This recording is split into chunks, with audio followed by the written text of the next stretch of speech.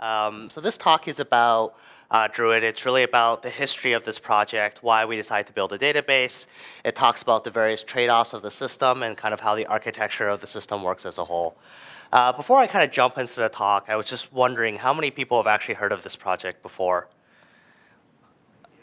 Okay, cool. Yeah, it's great that a bunch of folks have talked about it. If you haven't heard of this project before, the way that Druid has been described, I guess, on its webpage is it's a high-performance, column-oriented distributed data store. And if you're anything like me, that last sentence probably didn't make a whole lot of sense because it's just filled with buzzwords. So I'm going to try and break apart what this project is about and sort of the trade-offs and purpose of the project. So if we peel apart the buzzwords of Druid's tagline, when we say Druid is high performance, we mean this is a system that is really designed for very low latency queries. So for the vast majority of queries that we target, they tend to be sub-second. When we say the system is column-oriented, what that just means is data is stored in a column orientation, and I'll go into a little bit more detail about what that means. The system is distributed, which just means that if you have a whole lot of data, that's okay because it runs on a whole bunch of servers. And this project is a data store, so there's a copy of your data within Druid. So Druid is open source, and a question we always get asked whenever we talk about this system is, why did you build it? Why did you build your own system? And I really like this quote from a Twitter account that unfortunately I think has stopped tweeting. It's called DevOps, and it says, in startup, we have great enough capacity for turnout solution. Please send problem, we pay good money. And it's just a reminder that when you build systems, you really shouldn't build them unless you have a problem at hand. As engineers, we oftentimes just want to build systems because it's cool to build systems. But really, when you build a system, you should have some sort of problem that you're trying to solve. So when we started building Druid, we had a problem really around this idea of being able to do interactive exploration of data. So we had a lot of data, and what we mean by a lot of data is around a few million events per second, and the whole data set might be petabytes of data as a whole. And we were trying to build an application where people could slice and dice and run various types of aggregations on top of that data. So be able to view the data from many different lenses and access and get insights to an application. So the whole flow would be interactive. We wanted everyone to use that application and be able to look under the hood of different types of reports and dashboards. And on top of this very large data set, we wanted not only to do historical analysis, but also be able to look at events as they were happening. So we wanted fresh updates in our data. So when you're working with very large event sets, when you're working with very large activity streams, there's a whole range of technical challenges you have to solve. One is data can be very high in dimensionality. So you can not, Wikipedia is a very simple data set. There's only 10 columns or so.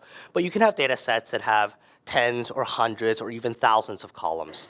And the number of unique values in those columns could be millions or tens of millions or even hundreds of millions. So handling high dimensionality data does require a lot of thought in order to make the queries fast. Ad hoc analysis is also a very difficult challenge. Obviously, one way of just making queries really fast is to pre-compute out and just cache every query you think your users can make. However, as your data gets really too difficult or too complex, it becomes too difficult to pre-compute every possible query that a user can make. With any sort of application or any sort of widely used system, multi-tenancy is a problem. So you can have potentially thousands of concurrent users hitting the same data set at the same time. Another difficulty is just around streaming data and around data freshness. So the ability to ingest a stream of data and then provide insights on events as soon as they're occurring. And the last challenge with working with some of these types of data sets is just really around scale. Some activity streams can be millions of events per second. And even though every single event is a very low value, you can't really sample the data because if you have something like a revenue stream, your samples are going to be way off of a stream that needs to have an exact number at the end. So another kind of question we get asked of like, why did you build your own database is there's so many alternatives out there. Like, why not just use one of these other systems to solve these types of problems? And the thing is, we actually tried a whole bunch of different types of systems before we started working on Druid. And I just wanted to briefly talk about some of the various trade-offs with some various systems. So the first class of systems I want to talk about are like relational databases. This is your sort of traditional data warehouse. You can use this for basically any type of data you have out there. And within this class of systems, you have things like MySQL and Postgres and many other RDBMSs as well. In a relational database, you basically have your data kind of modeled in a row orientation. And a very common model that you see with relational databases is something called a star schema. And the idea of a star schema is you have this central fact table, which is basically your raw data and a lot of your measurements. And then you have these dimension tables off to the side, which describe in more detail some of the various dimensions you have in your central fact table. People have been using this for, I think, decades at this point. They have tried various methods to try and make queries fast, such as creating specialized aggregate tables or generating query caches. From what I see of a lot of sort of more modern data engineering in a lot of different companies, this model is starting to become outdated. And the reason it's becoming outdated is for very high volumes of data, relational databases are simply too slow.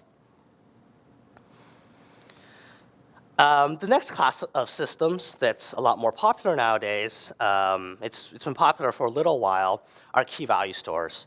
So systems that belong here are things like HBase or Cassandra, where fundamentally they have a key value storage model. The kind of nice thing about key value stores is you can do very fast writes and you do very fast lookups. You know, if you can do an O1 lookup based on a primary key, get data back really fast. And there's a lot of time series databases that often have a key value storage engine. So the way that key value stores work, the way you use them for analytics, and the way you use them for queries is one of two ways, basically. The first is something called pre-computation. This was popular maybe about 5 years ago. I think it's starting to become less and less popular now. The idea of pre-computation is, let's say if you have some raw data set here, you have a timestamp column, you have 2 dimensions, gender and age, and then you have this revenue metric that you want to aggregate. What you do with the pre-computation model is for basically every permutation of queries that you can think of, you create a key that maps the parameters of that query. So if you wanted to know, how much revenue is generated when timestamp equals 1, you have this primary key where timestamp equals 1, and revenue is the sum of these 3 rows here. If you wanted to know, hey, how much revenue is generated for timestamp 1 and gender female, the revenue is the sum of these 2 rows here. And you do this for basically every permutation of queries you can think of, and your queries are going to be really, really fast. You're just doing a lookup into a map for your query parameters. You can get results back right away. The kind of downside of doing this, and there's still a lot of companies that do this, is that when the number of dimensions, when the number of attributes in your data starts increasing, your query space is going to grow exponentially in size. And we were actually trying this with HBase back in the day, based on work that Twitter was doing at that time. But what we found was it just became really computationally intractable to try and pre-compute out every single query, because our data sets just kept getting more and more complex. So pre-computation, I wouldn't really recommend it. Another thing that people do with key value stores like Cassandra and HBase and others is something more of a range scan. And the idea here is that your primary key is basically a hash of your timestamp and also your dimensions. So, and then your value is sort of the exact value you want to aggregate. And then when you issue a query for some time range filtered on a set of things, you basically do a lookup into your primary key, and you do a range scan, and you aggregate the values that match together. The problem with this approach is also really around performance. One is if you have a query that's filtered on a lot of different parameters, if you're just really slicing and dicing your data, it can be difficult to do a filter on your primary key that exactly matches the parameters of your query. The other problem is there is a separation between where data is stored and where numbers are ultimately crunched. And what that means is basically every time you issue a query, a whole lot of data is going to get shuffled around and loaded into some place where results are actually aggregated and then returned to a user. And this can also be very, very slow as well, especially at scale. So key value stores, for lower data volumes, I've seen people still use them. There's a lot of key value stores which are extremely popular systems today. At higher scales, I started seeing them a little bit less. That's when people really start facing problems. Another class of systems that is, I think, pretty popular, and they have a lot of benefits and trade-offs, is more SQL and Hadoop solutions. So these solutions, they basically enable ad hoc queries on a whole lot of different types of input formats. So Presto and Hive, Spark SQL, Impala, and many others, I'm kind of generally bucketing in this category.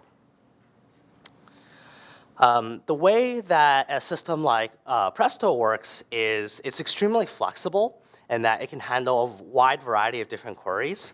And it does that by basically pulling data from where it lives, whether that's in a database or a file system, into its like compute resources, which are basically a dedicated set of servers. And within those servers, the results are going to get crunched, and then a result is returned to the caller. And this is very flexible because it allows you to load data really from anywhere. You can do all sorts of computations, full SQL supported, before results are returned to a caller. The trade-off is really these arrows here can introduce non-trivial overhead and cause performance limitations. So you might be wondering, like, why do I keep bringing up performance? If you're building some sort of interactive application, if you do want users to be able to flexibly and arbitrarily be able to explore their data, performance does become important because when you're interacting with data, and if every interaction takes a few minutes or even 30 seconds to complete, it's very easy to lose a user. So with a lot of these systems, I think a big trade-off is really just around performance and the ability to power sort of a user-facing application. So we were going through this exercise before we started building Druid, and we went through a whole bunch of different systems, all the ones I talked about there. And we looked at the architecture of another class of systems called column stores. And in column stores, the primary difference with relational database is your data is going to be stored individually in columns.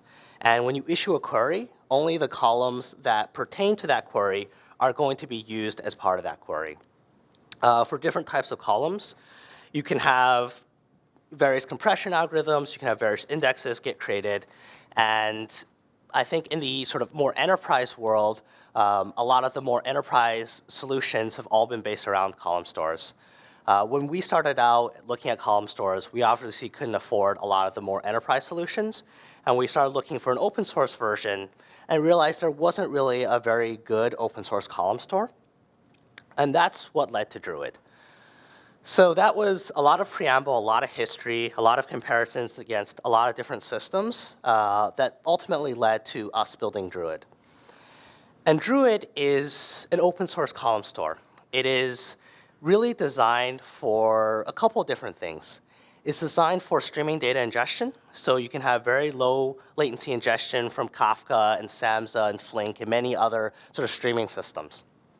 It's designed for low latency ad hoc queries. So every query that's issued to Druid is designed to be completed in less than a second. Druid supports exact and approximate algorithms. For some of the more complex analytic flows that it does, Druid does leverage approximation algorithms in order for the queries to complete very quickly. Druid can keep a lot of history. It can do years of data. It can also do streaming exact data. And if you take all these features kind of together, you have a system that's, I think, very good for powering interactive applications. So second half of this talk is really about how this system works, how the architecture enables interactive exploratory analytics. And we start off with the storage format. So this is some raw data. This might be data that's found in online advertising. For example, you have a timestamp of when some ad was looked at. You have a domain where that ad was displayed. You have a gender of a person looking at the ad. And then you have this metric here, which is did they click on the ad or not.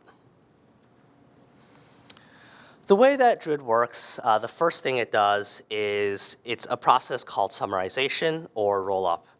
And the idea is if we could lose some information about time, but preserve the fidelity of the rest of our data, there's a lot of storage savings that we could potentially gain.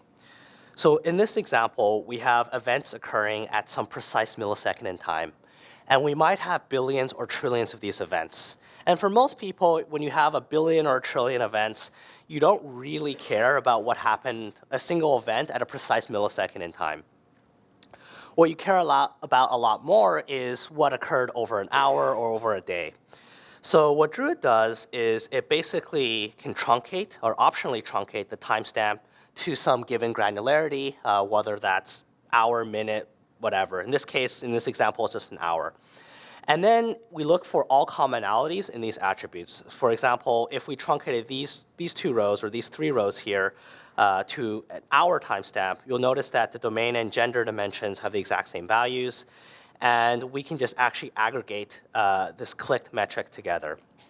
So it's kind of color-coded in this example here to showcase how rollup can impact your raw data. And in practice, when we start doing this, the data you end up storing when you start rolling it up can be about 100 times less than your actual raw data. And that's significant storage savings and performance improvements. So the next thing that Druid does with this data is that it partitions it. And it partitions it based on a time granularity. So Druid does special provisions to deal with time. In this example, basically, we have 4 rolled up events spread across 3 separate hours. And then we create 3 separate partitions. These partitions are called segments in Druid, where each partition is containing an hour's worth of data. So in practice, a segment in Druid might have millions of rows. In this example, obviously, it only has 1 or 2. These segments, these shards or these partitions, they're a very fundamental concept within Druid. They are designed to be immutable, which just means that once a segment is created, it cannot be edited. And what that gives us is it gives us no contention between reads and writes. So a system that has to handle both reads and writes is going to have to deal with a lot of different types of consistency issues and then resource contention issues. In this example, once you create a segment, it's pretty much designed to be read really, really fast, and that's all a segment's really about. In Druid's parallelization model, you have one CPU, or really one core, scan one segment at a time. So when you want to scan a whole lot of data in parallel, you just need a lot of CPUs in your cluster. And this is the reason why Druid is a distributed system. As I mentioned, Druid is a column store, so it stores every single column individually. In this example, I have sample data basically from Wikipedia edits. And we're going to look at 2 dimensions here. One is called page, the page being edited, and then one is called language, the language of the page. So one of the first things that Druid does is a compression or encoding algorithm called dictionary encoding. And what that means is you have these variable length strings that represent pages, in this case, Justin Bieber and Kesha. As opposed to storing these strings exactly as is, we can map each of these strings to an integer ID. So Justin Bieber in this case maps to an ID of 0, Kesha maps to an ID of 1, and when we actually go and store the page column, we actually just end up storing an array of zeros and ones, and we maintain a dictionary of what a string value is compared to its integer representation. What's nice about this is you now store fixed length integers, which are much easier to compress. The way that Druid does filters very, very quickly, so as you start zooming in on your data, the way it can support that very quickly is we borrowed some ideas from search infrastructure. The idea here is we look at this page column. We have two values, Justin Bieber and Kesha again. We can create some sort of lookup which tells us which rows a particular value is seen in. So imagine we have 6 rows of data. Justin Bieber occurs in rows 0, 1, and 2. Kesha appears in rows 3, 4, and 5. And the idea is we can create a binary array where 1 indicates the value exists and 0 indicates it doesn't. What's nice about this is if a query came in that said, return to me all the characters added where page is equal to Justin Bieber, we don't need to scan all of our data. What happens is we only scan the first 3 rows of data here based on our Boolean lookup. And this is a process known as basically creating an inverted index, which is an idea found in a lot of search systems. When you do more complex filters, like I want to filter on Justin Bieber or Kesha, then you can do a Boolean OR of these 2 binary arrays, which is a very fast operation. And then you get this new array, which is telling you the exact rows you have to scan that match your initial query predicate. And these Boolean arrays, these binary arrays, are very, very easy to compress as well. Druid is an open source system, and because it's open source, there's a lot of capabilities for plugging in your own components, computations, and various other things. One popular way this has been leveraged is people have built their own aggregations, their own calculations, and kind of just drop them into Druid. Example of this include count distinct. Sort of every database has this nowadays. They do count distinct through an algorithm called hyperloglog, which is approximating the number of unique elements in a set. Druid can also approximate histograms.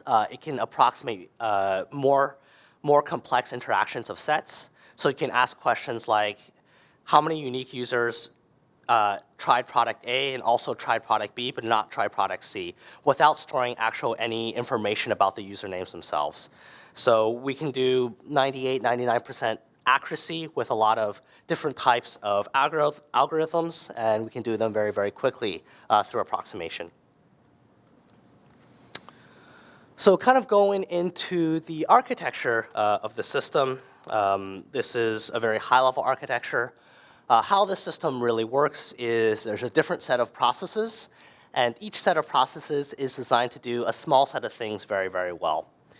The way that the system is constructed is the way you load data is either through a stream of data, like from Kafka or Flink or Spark or wherever, or you can load static files. Data from files and streams basically get streamed to a set of processes called indexers. And these indexers are responsible for converting raw data into Druid's column segment format that I just talked about. Once a segment is created, it is loaded across a set of processes called historicals. The reason why these things are called historicals is if you have a stream of data, usually the most recent data is on these indexers, and by the time a segment has been created, an hour may have passed. So these guys are really just dealing with data that's older than an hour. These guys are dealing with very recent incoming data. On top of the indexers and historicals, we have a set of brokers. And these guys, their job is to understand where data lives, and once they receive a query, forward that query down to where data lives. Druid is a system where compute and storage are very heavily bundled together, so computation is done right where the data is stored. When you put it all together, you might have a stream of data coming in. These indexers are fully queryable. These historicals are also queryable. So the broker creates this unified view of what's happening right now with what has happened potentially years in the past. And you have this view of your data that's recent, incoming, and also historical. Querying, you can query data through JSON over HTTP, SQL, R, Python, Ruby. There's a whole lot of different types of libraries out there. In terms of UIs, there's a bunch of different UIs as well. I think there was a talk either earlier in this conference or maybe today around Airbnb Superset. That's a UI that was designed initially for this system.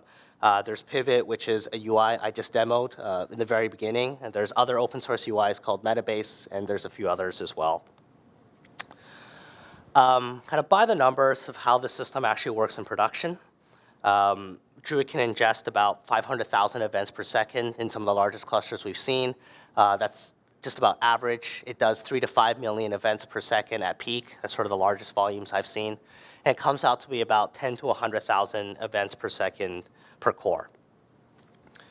Some of the largest clusters, they're handling about, I think, somewhere between 50 to 100 petabytes of raw data with somewhere between 50 to 100 trillion events. All that data compresses down to be about 500 terabytes of segments.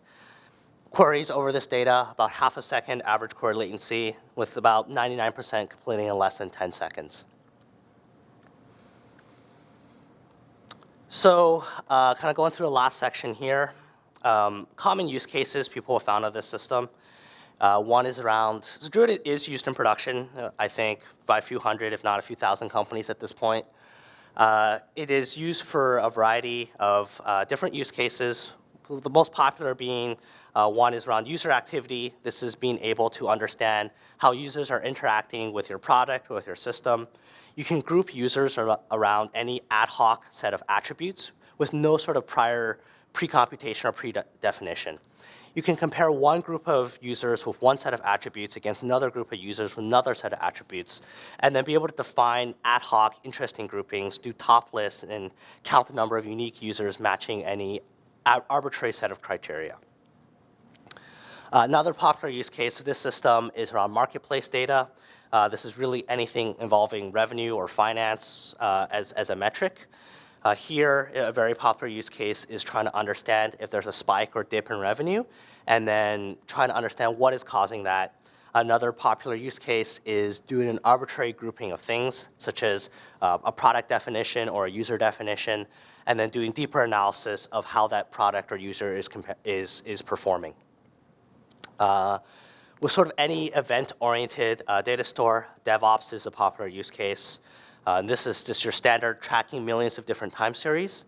And a nice use case here is the ad hoc nature of being able to understand your system metrics. So you can group all certain types of servers, all arbitrary like API calls, all servers within a rack or within a data center, and so on and so forth. Very last section here is just about how this system is typically used in the wild. The most common architecture, sort of end-to-end architecture I've seen, is one where events are first fed to some sort of message bus, and then they are processed either through a stream processor or a batch processor, and then fed to Druid. There might be a SQL and Hadoop layer actually that's on top of Druid that pulls data from Druid and crunches numbers. For a message bus, Apache Kafka is very, very popular here. For a stream processor, Flink, Spark, Samza, Storm, there's many stream processors. For batch processors, there's things like just standard vanilla MapReduce in Hadoop, or Spark to batch process the data and load it into Druid.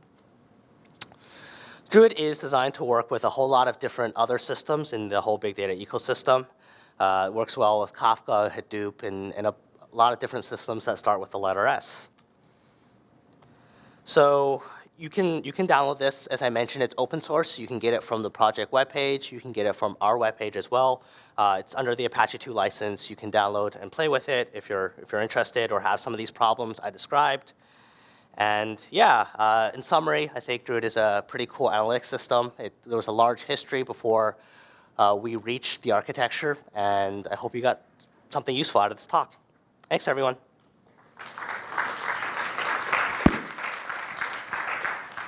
Thank you, Fangjin. And now we'll take questions.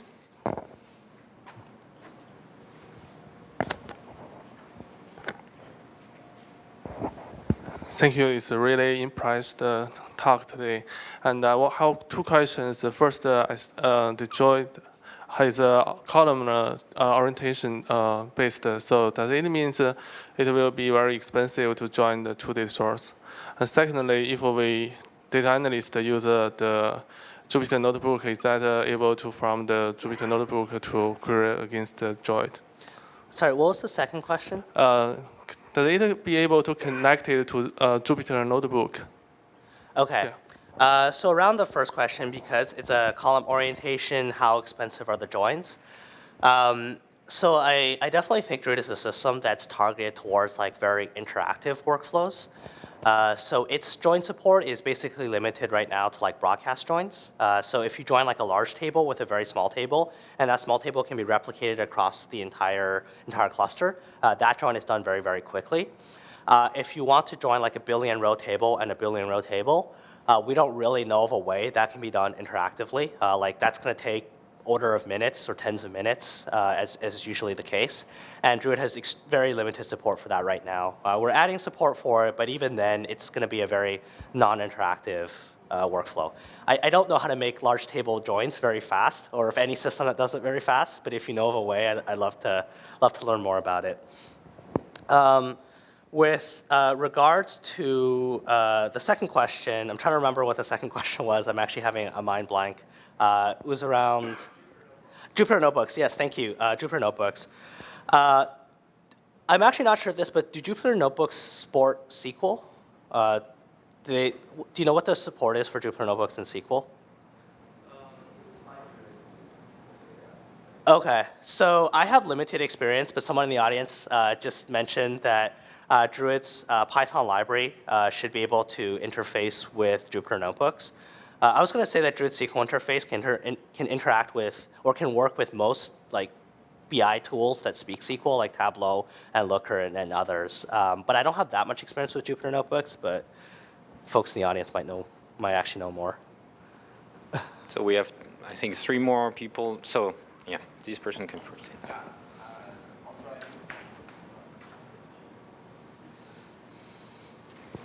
Sorry about that. Yeah, I just want to echo your comments that this was a really awesome talk. I really appreciate it. Thank you. I just wanted to learn a little bit more about the details around the summarization tables and when those happen in terms of storing data on disk. And maybe that's related to the indexes versus historical. I'm just trying to understand conceptually, when do you have atomic data on disk versus when do these roll-ups happen into higher grain tables?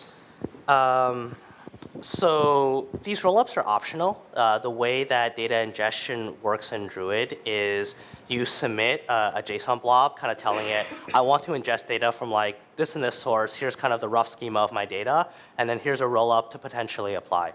If you do choose to do some of this pre-aggregation, it happens immediately as data is being ingested into the system. So when you turn rollup on, then your raw data information is going to be lost, and instead Druid is going to be storing a summarized version of your data like right away. Got it. And I assume between like the index and historical tables, the data is stored at an atomic grain in the index ones, and then since you said the historical ones are immutable, like once you add into those, like you basically lose the atomic. Yeah. So what happens through this process? I didn't go into full detail about it, but there's these guys, they support both read and write functionality, and these guys support read-only functionality. The read and write functionality, the way it works is as data is being streamed in, there's a write-optimized data structure that's designed such that writes can happen as fast as possible, and that's basically just a key value store in memory. So as data is being streamed in, it's not going to be converted into a column orientation right away. It's going to be stored in this intermediate key value in memory storage. And none of the indexes get created, and we're kind of just relying on the fact that, one, it's a small amount of data, and the second, that it's entirely in memory for fast performance. Periodically, what actually happens behind the scenes is that in-memory buffer gets flushed, and like a tiny mini segment gets created. And this mini segment is the sort of read optimized structure. So there's this constant conversion process between the write optimized piece and our read optimized piece. And once that conversion happens, there's a bunch of mini segments that get generated. They all get merged together into this final immutable segment that's then handed off. So there's this constant flow of recent incoming data that goes through many different stages before it reaches the final segment format. Got it. Thank you very much. Next question. Thank you very much for this talk. I'm just wondering, in a best practices case, what would be the optimal solution? Should we install a Druid on a separate cluster, or can it be integrated into Yarn and Hadoop and so on and so on? So yeah, that's actually a very good question. Because Druid is composed of different types of processes, you can actually find, like, different types of processes can have different resource requirements. So what people have done is they might have dedicated hardware for some of the processes, like historicals. If you have a lot of data on them and they're doing a lot of like parallel reads, people have allocated kind of dedicated hardware and dedicated resources for that. For the indexers, if you're just having a small volume data being ingested, you might not need all the resources of the machine, and people have actually just run those on Yarn. It really varies in the wild how people run things. I've known entire clusters run on Mesos. I've known part of a cluster running on dedicated hardware and part of a cluster kind of running on Yarn. So it's a mixture, and it really depends on kind of what your data volumes are, what your query volumes look like.